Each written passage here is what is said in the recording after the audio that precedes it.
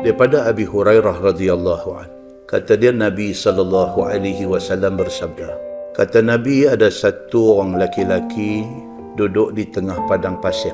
Fasami'a sautan fi sahabah. Tiba-tiba dia dengar bunyi satu suara daripada segumpal awan. Daripada gumpalan awan tu terbit satu suara. Kata suara tu, dia kata isqi hadiqata fulan. Suara yang mai daripada awan tu kata, dia kata hangpi juruh, hangpi siram kebun kepunyaan si Fulan. Dia sebut nama.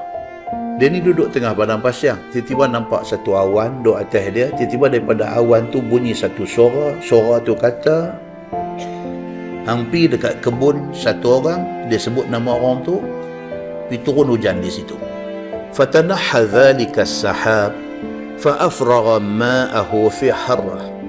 Tiba-tiba saja gumpalan awan tu bergerak, pergi sampai satu tempat, turun hujan.